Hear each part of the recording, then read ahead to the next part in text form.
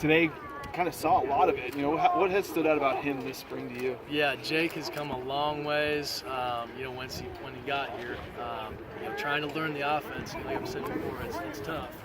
So he's starting to settle in. Things are starting to slow down a little bit.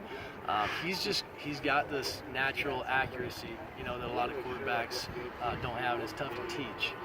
So he can kind of find holes and drop balls in and have some good touch over the top, and that showed up today. It was good seeing him having some confidence and having some success. What did impress you about what he did? I mean, like you said, you had some touch on some of those long balls, and then obviously he was pretty accurate, it looked like, too.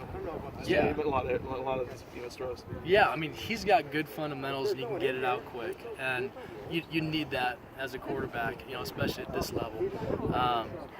And again, he's got that kind of that good feel for defenses and spots and how to touch it over a guy or something like that. And he also he's not crazy athletic, but he is slippery in the pocket. So he'll find ways to kind of leak out and extend plays. And we saw that a few times today too, where he'll find a guy that's broken off a route or something like that.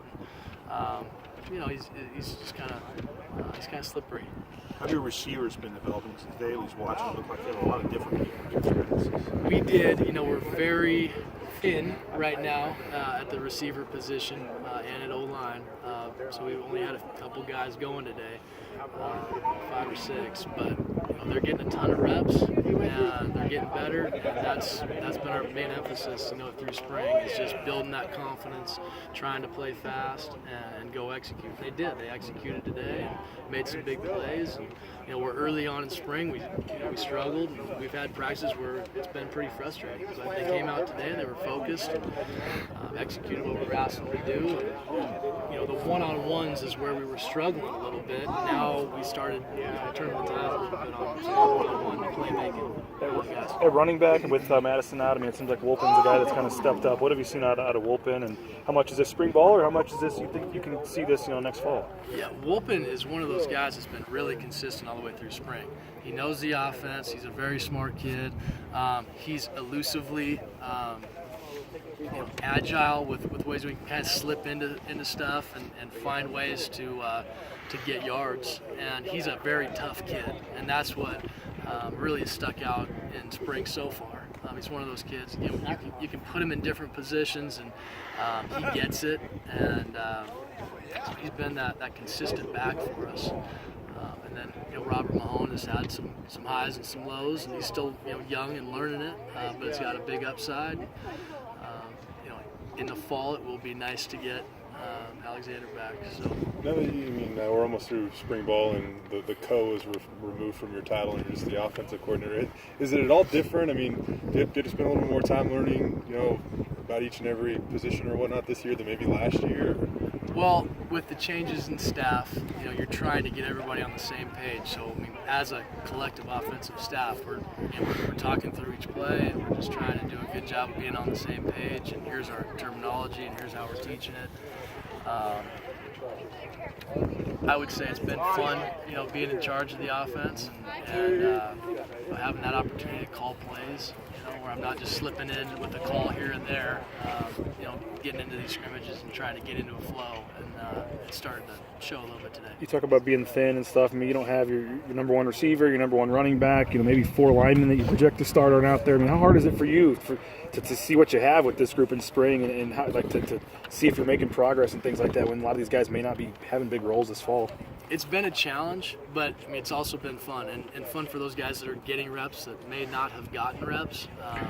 Even some of the walk-on guys are getting good reps and figuring things out, making mistakes, and hey, we're just, again, trying to be confident in what we're doing. So, hey, mistakes are going to happen, we learn from it. We're trying to do it with the tempo of our offense. There's not a lot of coaching that can be done on the field, so it's a lot of film stuff, and those guys are phenomenal. Our whole team does a great job of, not just when we're meeting as coaches, they're getting in there watching film and doing things on their own. And the older guys that may, some of them again are out right now, they're grabbing those guys and taking them in and talking to them, through things. So it's not just the coaches having to, go through meetings with those guys.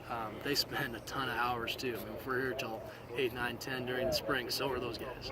So As you said, obviously there's been ups and downs here in the spring, of course, as to be expected. But at this point, is the offense where you were maybe hoping? Are you seeing the things that you were kind of expecting to at this point?